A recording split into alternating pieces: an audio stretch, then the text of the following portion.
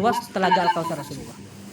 Itu satu ya. Tapi sahabat-sahabat, cara kita memahami hadis-hadis yang bersifat penjelasan geografik atau penjelasan waktu itu tidak seletterlock itu. Karena ada sastra juga dalam bahasa Arab bahwa angka 7 itu menunjukkan banyak. Ada 70.000, ada 7 itu, kecuali kalau angka 7-nya spesifik ya. Ada 7 golongan berarti 7. Tapi kalau angkanya gede, 70.000 itu bukan berarti 70.000 fix. Atau 1 bulan bukan 1 bulan fix, tapi menunjukkan jarak yang sangat jauh gitu. Dan bisa jadi satu bulan, 1 hari menurut Allah itu kan lebih luas dibanding kita. Jadi fixnya tidak seperti yang saya sebutkan. Cuman kalau Anda ingin memahami dengan tekstual ya kira-kira Telaga Al-Kautsar itu 2,2 kali lipat dari Jakarta, kota Jakarta. Lalu di Telaga Al-Kautsar itu ada jumlah gelas yang sangat banyak, sebanyak bintang. Ini kiasan juga kan, artinya banyak, kita nggak tahu jumlahnya. Sekalinya orang minum nggak pernah haus lagi. Yang berhak minum siapa? Adalah umat Nabi Muhammad.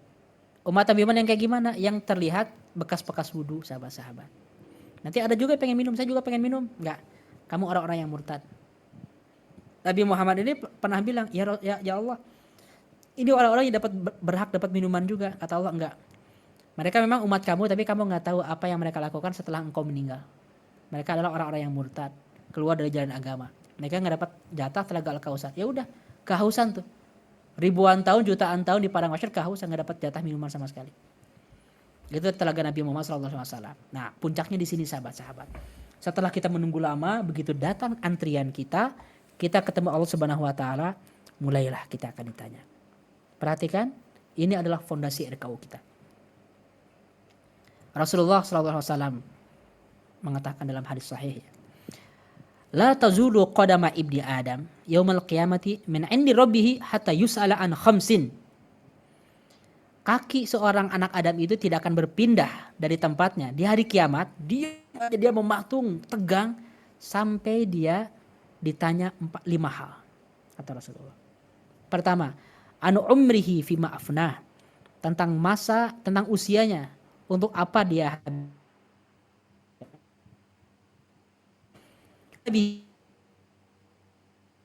masa mudanya, dan wa mali ya iktasabah, ya dari mana dapatnya sumber harta, wa fima anfaqah, di ada amila fima alim, ya mengamalkan apa dari apa yang dia pelajari. Jadi ada 5 komponen yang akan ditanya oleh Allah Subhanahu wa taala. 1, usia, life journey. Lebih spesifik lagi, usia muda, life journey muda. Setelah itu, karir kita akan ditanya. Jadi ketika kita bikin klasifikasi ini nggak ngarang. Anda pernah ngelihat klasifikasi kita buat ini itu nggak ngarang. Itu berdasarkan apa pertanyaan inti yang akan Allah tanyakan kepada kita ketika kita ketemu dengan Allah di Yaumul Hisab. Keseluruhan hidup, pertanyaan nomor 1, nomor 2 itu adalah kesimpulan. Nomor 3, karir Anda ngapain? Sumber uang dari mana? Anda punya uang, dibelanjakan untuk apa? Ada kontribusinya nggak uang itu? Lalu, Anda punya ilmu nggak? Ilmunya diamalkan nggak? Jadi, kesimpulannya adalah kapasitas, karir, dan kontribusi. Juga keseluruhan life planning kita itulah yang akan ditanya sahabat-sahabat. Kita nggak ngarang. Ketika Anda perlu membuat RKU, diterjemahkan menjadi milestone, menjadi kurikulum pribadi, kapasitas, kontribusi, dan karirnya, lalu kita jalani selama puluhan tahun ke depan, itu tidak ngarang. Kenapa? Karena itu yang akan Allah tanyakan dalam life journey di padang mahsyar itu, sahabat-sahabat. Ini hadis sahih yang nanti Anda coba hafalkan dan pasang di dinding dan juga menjadi mindset Anda hidup. Inilah pertanyaan puncak yang Allah tanyakan di Yaumul Hisab ketika kita face to face dengan Allah Subhanahu wa taala. Jadi, rencana kontribusi unggulan adalah cara seorang hamba menampilkan resume terbaik sejak muda, dari mulai ilmu dan kapasitas diri, dari karir hingga kontribusi, yang semuanya akan terangkum dalam sebuah catatan Yaumul Hisab yang detail dipertanyakan nanti. Nanti di sesi berikutnya akan saya jelaskan bagaimana membreakdown 5 pertanyaan ini menjadi sebuah life planning yang super sistematis. Akan saya jelaskan. Tapi sekarang Anda tahu fondasinya ya. Saya sedang membedah semua yang pernah saya ajarkan di Ali Circle, dari mana fondasinya gitu. Oke. Sekarang kita insya Allah siap-siap masuk ke milestone kelima. Fase kita sekarang masuk ke tahap kelima dalam perjalanan akhirat untuk merumuskan RKU itu, yaitu Al-Mizan, Yaumul Mizan. Di fase ini semua catatan kita sudah direkap, orang yang nuntut, orang yang pingin pembalasan, orang yang pernah dianiaya, binatang, barang-barang yang dirusak, pohon-pohon yang kita tebang, yang kita hancurkan, hutan yang kita bakar, semuanya sudah dikalkulasi, barulah Allah Subhanahu wa taala akan menimbangnya. Inilah Yaumul Mizan. Ini fase yang sangat menegangkan. Kenapa? Karena keseluruhan nasib kita sahabat-sahabat di akhirat sana akan ditentukan oleh Yaumul Mizan ini. Seluruhnya. Apakah akan abadi? Abadi itu bukan 1 juta tahun, 1 miliar tahun. Kita sekarang hidup 80 tahun kayak lama sekali ya. 100 tahun. Ini abadi. Akan ditentukan di sini sahabat-sahabat. Jadi pertanyaan-pertanyaan substansial ini, pertanyaan yang harus serius kita renungi sekarang. Makanya kita pahami dulu fenomena dengan sangat detail. Bagaimana nanti sahabat-sahabat di Yaumul Mizan ini? Pertama, Allah Subhanahu wa taala akan mengumpulkan manusia setelah di padang mahsyar satu-satu dan menghadap Allah. Setiap orang yang dihisab itu tidak tahu berapa ratus atau mungkin 1000 tahun di depan Allah. Kenapa? Karena nanti ada pembicaraan dulu, ada dialog, dan kita semuanya menunggu. Sehingga kita menunggunya itu bisa jadi miliar, bisa jadi jutaan tahun kita menunggu di padang mahsyar itu. Karena setiap manusia bukan jutaan tahun, maaf, mungkin bisa miliaran tahun. Karena nanti nggak akan ada batasan waktu, abadi gitu. Lalu semuanya akan dikumpulkan di padang mahsyar dan dipanggil satu-satu. Setelah semuanya direkap, mulailah Allah Subhanahu wa taala hasil hisabnya itu dipresentasikan berupa mizan. Pertama sahabat-sahabat, kebaikan akan digantikan dengan dosa. Illa man taba wa amana wa amila amalan salihan fa ulaika yubaddilullahu sayyi'atihim hasanat wa kana Allahu ghafurur rahima. Kecuali orang yang bertobat dan beriman dan mengerjakan kebaikan, maka kejahatan mereka diganti oleh Allah dengan kebaikan. Allah Maha Pengampun dan Maha Penyayang. Ini adalah salah satu harapan kita untuk mendapatkan pengampunan Allah Subhanahu wa taala. Semua dosa-dosa kita ketika di mizan, ketika di wazan, ditimbang, bisa jadi terhapus ketika Allah mengampuninya. Jadi jangan sampai ada tujuan besar tapi kita lupa memberi konsisten dengan istighfar, dengan zikir atas dosa-dosa kita. Karena itu akan diampuni oleh Allah Subhanahu wa taala. Masukkan itu menjadi life planning sahabat-sahabat. Bahkan itu akan digantikan dengan kebaikan-kebaikan, itu akan menggantikan dosa-dosa. Sehingga sahabat-sahabat, kalau dirasa-rasa kita ini banyak dosa, salah satu jebakan setan kalau Anda ingin tahu adalah membuat Anda semakin tidak bersemangat beramal soleh.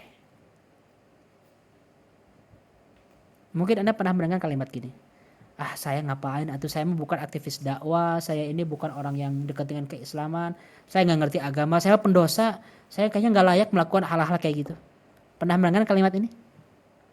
Dia soleh tuh, dia aja tuh yang beramal soleh mah, kalau saya mah nggak layak. Itu adalah jebakan iblis.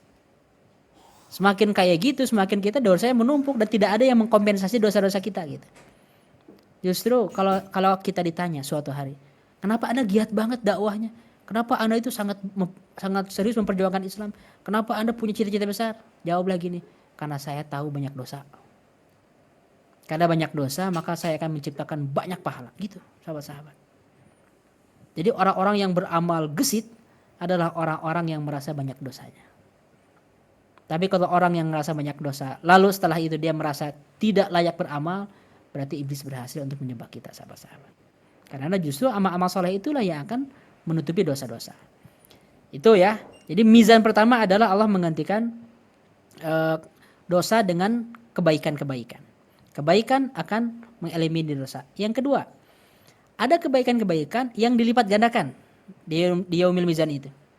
Innallaha la yadhimu mithqala dzarratin wa in taku hasanatan yudha'ifha wa yu'ti min ladunhu ajran 'azima. Allah tidak akan menzalimi seorang walaupun sebesar zarah. Dan jika ada kebaikan sekecil apapun, niscaya Allah akan melipat gandakannya dan memberikan pahala yang besar di sisinya. Nah, jadi sahabat-sahabat semua, nanti Ada pahala-pahala kita yang benar-benar akan menjadi pelipat ganda terbesar amal soleh kita. Kenapa? Karena amal-amal ini berdampaknya lama. Inilah esensi dari RK. Amal-amal yang kategorinya itu impactful, influential, amal jariah, berdampak lintas generasi, lintas zaman, bisa diduplikasi, franchisable, dan bisa diwariskan. Ini adalah kategori amal yang bisa dilipat gandakan. Tapi kalau amal yang sekali, yang satu, amal-amal yang berhenti, Anda ngasih makanan ke orang-orang yang miskin gitu kan, dapat pahala itu sekali, nggak lipat gandakan. Tapi kalau Anda menginspirasi anak-anak muda untuk menjadi donatur dan membuat gerakan yang menciptakan para volunteer dan filantropis, maka amal Anda akan dilipat gandakan. Itu konsep, jadi tidak gratis. Gak ada yang gratis, sahabat-sahabat. Kaidahnya kembali seperti yang sudah saya jelaskan di sesi pertama. Al-ajru ala qadri masyaqqah. Pahala sesuai dengan tingkat kesulitan. Kalau yang ringan-ringan jangan berharap terlalu tinggi, sahabat-sahabat. Kadang-kadang kita ini membaca hadis ataupun Al-Quran sepotong-sepotong. Memang ada hadis kayak gini, seorang wanita yang ahli maksiat seumur hidupnya, di akhir hayatnya dia memberi minum seekor anjing, akhirnya dia masuk surga. Itu untuk menunjukkan tentang akhlak yang baik itu penting. Tapi bukan berarti kita berharap saya maksiat aja terus ya, nanti kita balas bayar dengan satu vaksin bagi kucing, bagi anjing, ini masuk surga. Enggak sesederhana itu, Bos.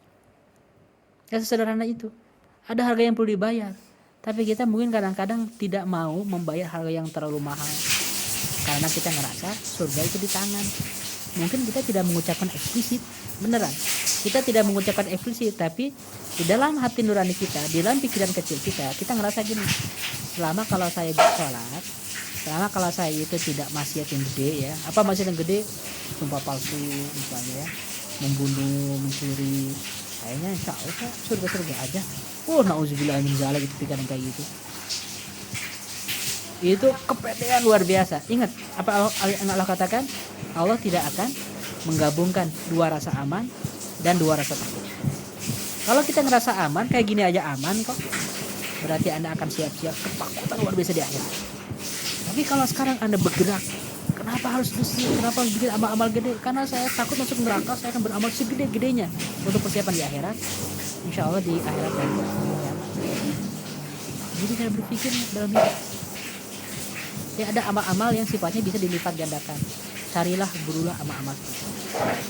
Berikutnya sahabat-sahabat, keadilan. Gak akan ada yang ditinggalkan walaupun detail. Wa nadha'ul mawazinal qista liyaumil qiyamati fala tudlamu nafsun syai'a. Tidak ada seorang pun yang akan dizalimi oleh Allah Subhanahu wa taala karena sudah menyiapkan timbangan oleh Allah. Tidak seorang pun dirugikan walaupun sebesar biji sawi, walaupun sebesar atom. Wa in kana mithqala habbatin min khardalin ataina biha wa kafa bina hasibin. Dan Allah yang mencukupkan dalam membuat perhitungan. Cukuplah kami yang membuat perhitungan. Semuanya akan serba adil. Jadi di sini juga mengajarkan satu hal, sobat-sobat. Berpikir yang gede, tidak melupakan amal-amal yang sepele kecil. Dan mengejar amal-amal yang kecil jangan sampai membuat kita lupa dengan mimpi visi yang gede. Dua-duanya sinkron, oke? Kita cari amal-amal yang berlipat ganda dan kita kerjakan amal-amal yang rutinan. Bagaimana porsinya? Sehari-hari kita mengerjakan amal yang rutinan, tapi kita menuju amal rutinan itu menuju sebuah cita-cita yang paling gede, yang kalau itu terlaksana itu bisa mengkompensasi semua dosa kita.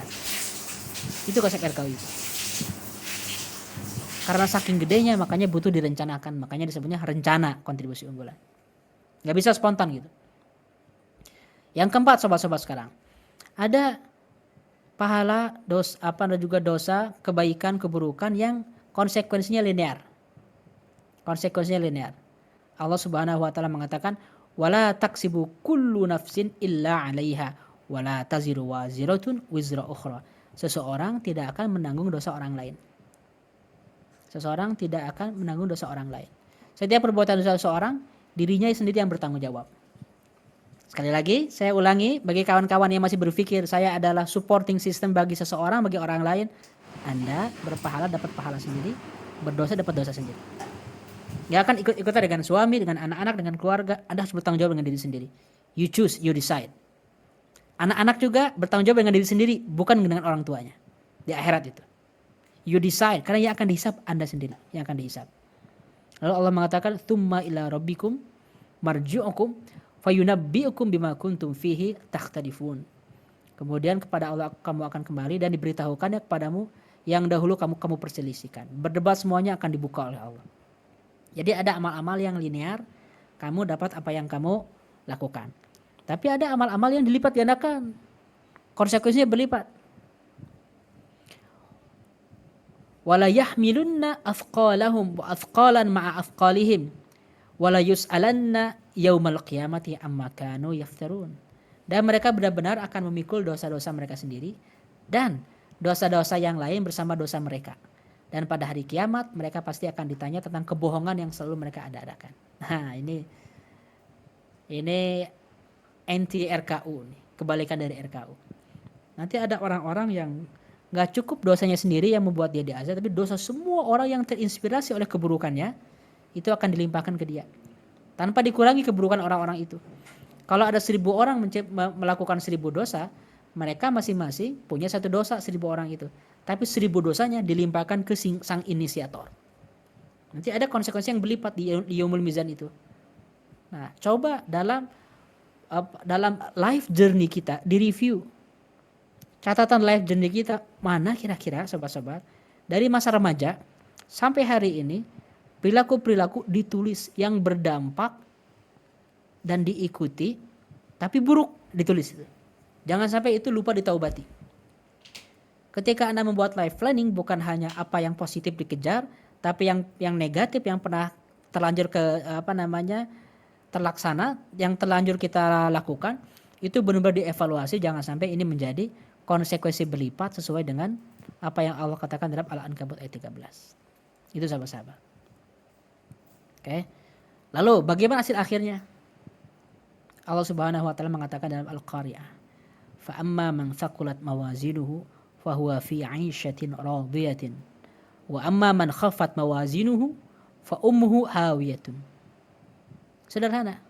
Setelah ditimbang dengan kalkulasi Allah tadi, ada yang muflis, bangkrut, ada yang berdosa tapi ditutup dengan amal solehnya, ada amal soleh yang berlipat ganda terus, ada amal soleh yang bukan hanya berlipat ganda tapi berduplikasi eksponensial karena semua orang yang mengikuti amal soleh dia ditransfer, jadi makin berat.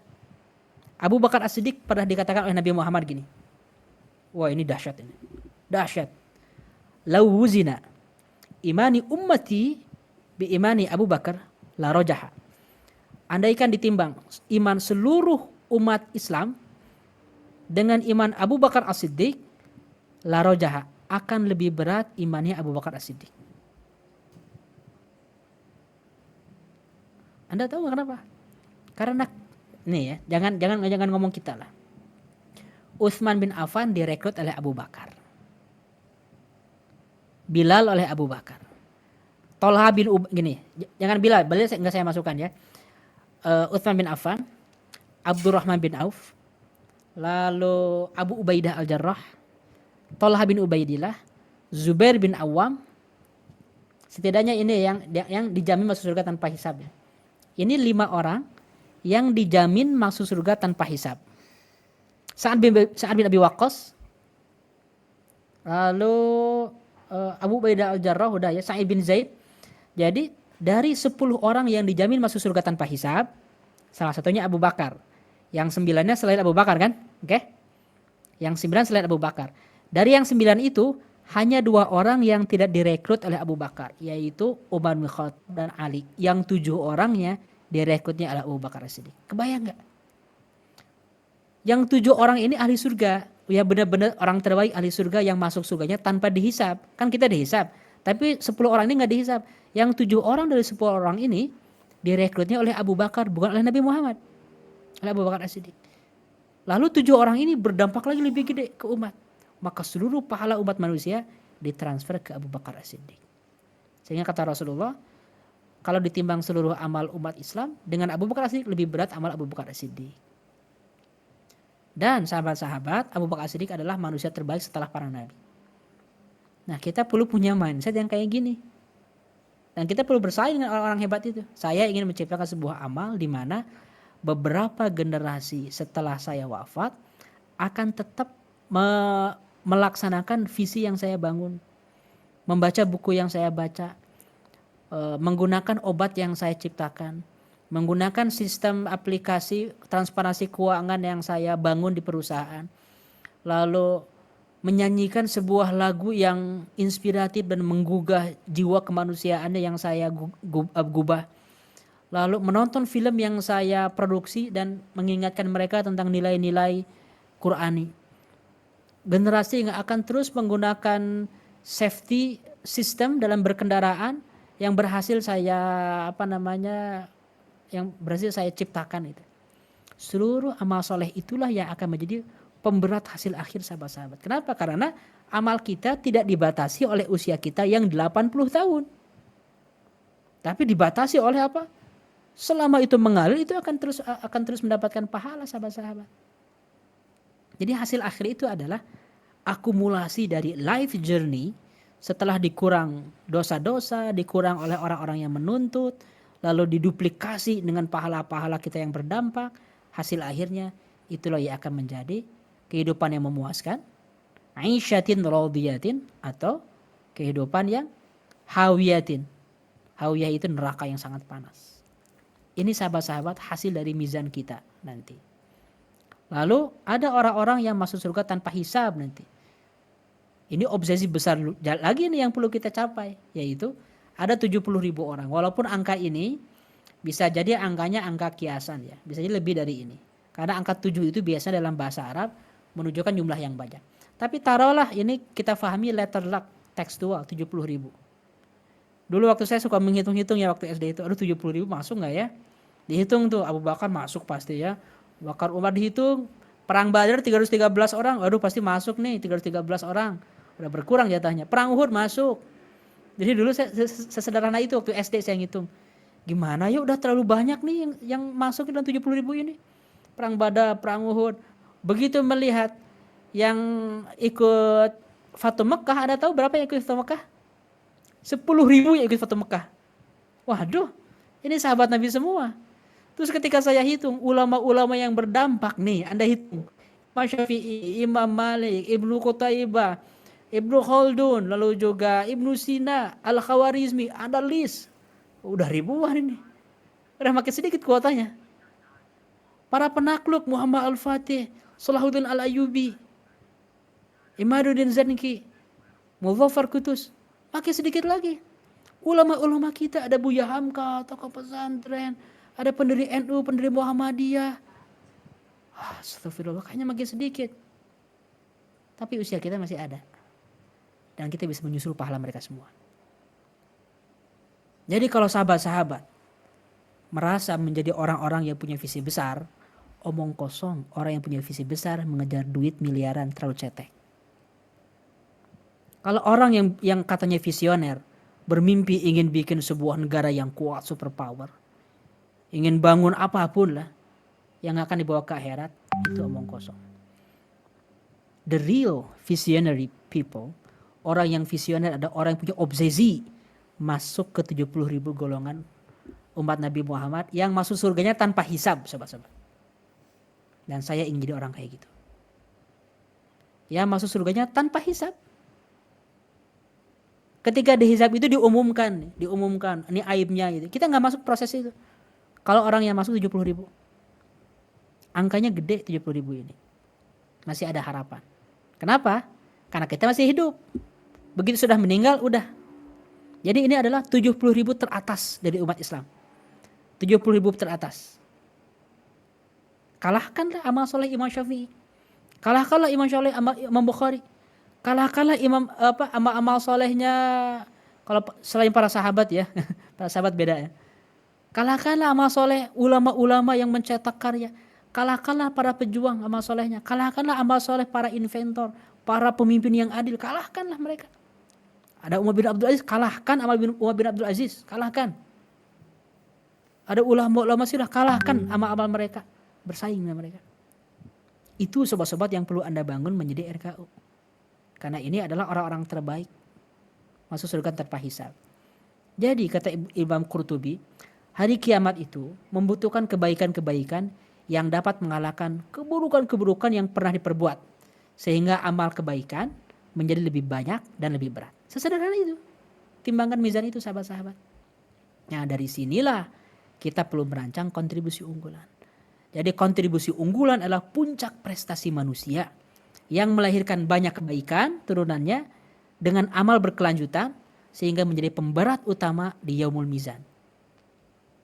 Ini esensi dari kontribusi unggulan. Kita ingin memperberat mizan kita di hari kiamat karena amal kita terlalu kecil sedikit, usia kita terlalu pendek, dosa kita terlalu banyak, kezaliman yang kita lakukan juga terlalu sering, banyak yang menuntut, maka kita kompensasi dengan satu amal yang gede sekali dampaknya karena lintas generasi dan terus mengalir ketika kita sudah meninggal. Inilah esensi dari RKU.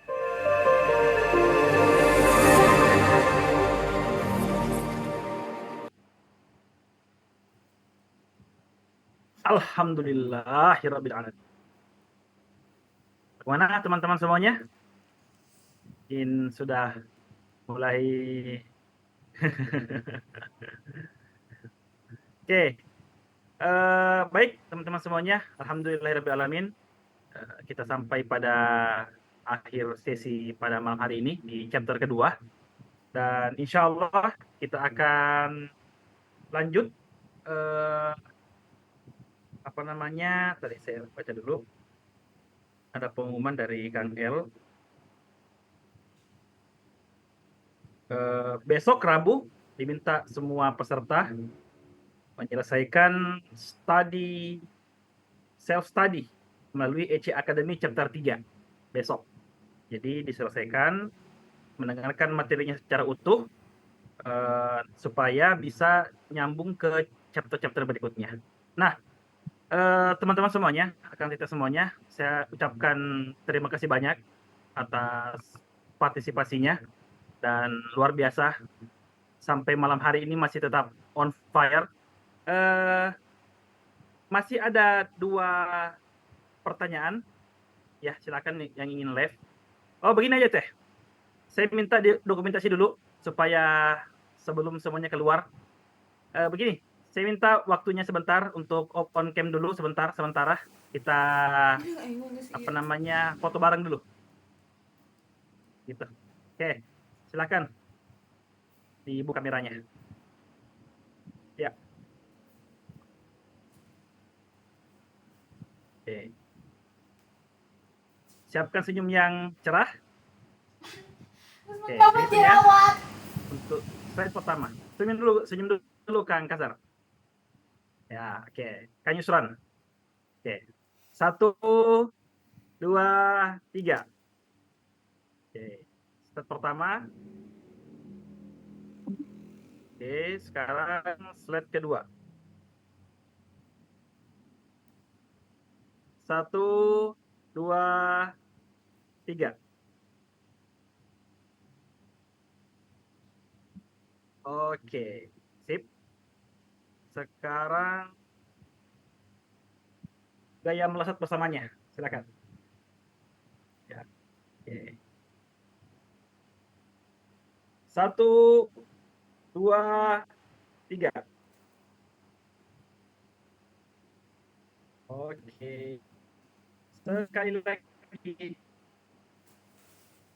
Tahan. 1, 2, 3. Oke, sip. Mantap. Ya. Oke, apa? Mungkin raise hand, siapa yang ingin bertanya? Nah, diinformasikan kepada teman-teman semuanya, pertanyaan nanti akan direkam dan akan diupload di EC Academy. Mata itu? Ya, diupload di YouTube-nya The Mindset, seperti itu. Mungkin bisa raise hand satu lagi, supaya cukup 2 orang. Oke, sambil menunggu satu lagi, saya persilahkan ke teman saya, tetangga saya, Kang Rehan Kade. Dipersilahkan, silakan Kang. Recording in progress.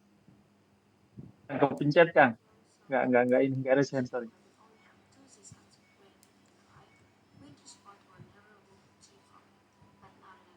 Oke.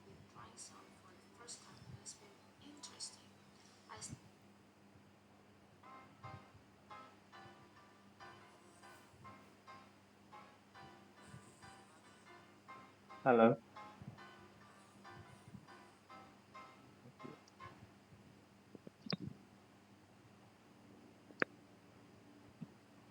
Bang Isan masih mute, katanya Bang Rehannya nggak tanya. Tadi kepencet raise hand.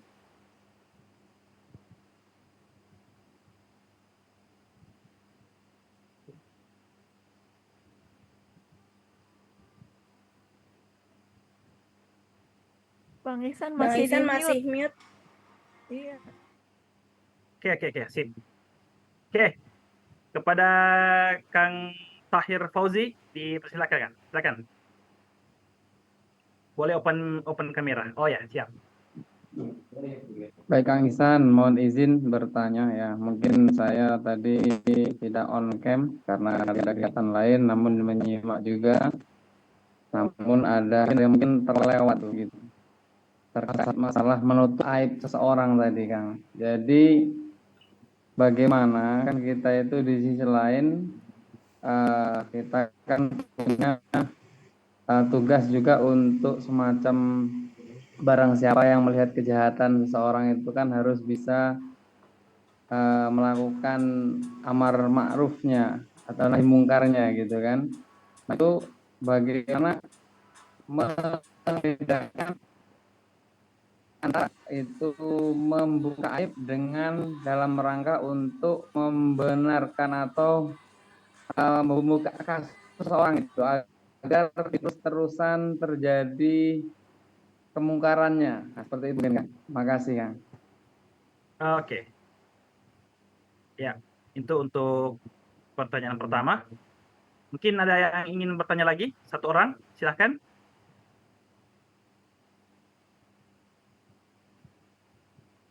Terkait soal mizan tadi, katakan soal begitu panjangnya proses sampai hari ini.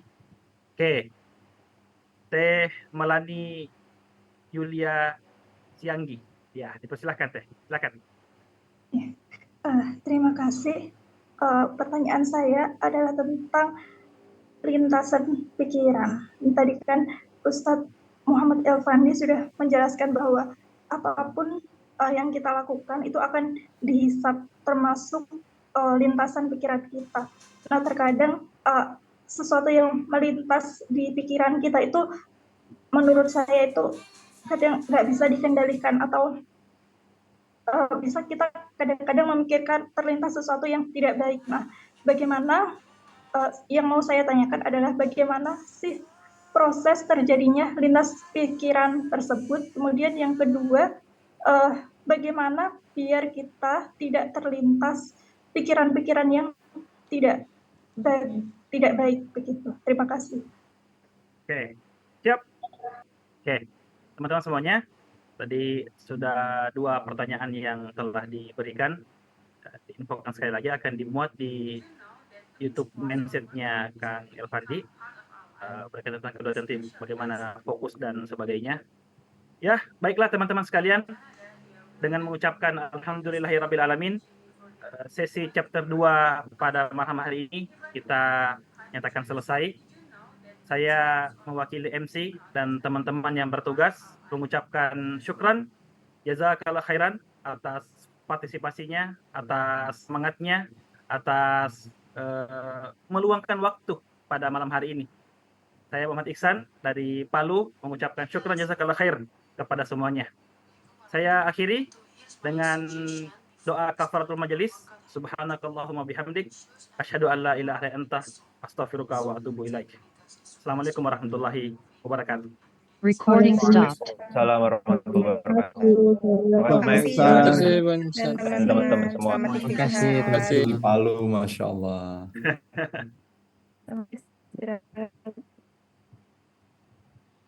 Nanti saya ke mana Adrian Jakani.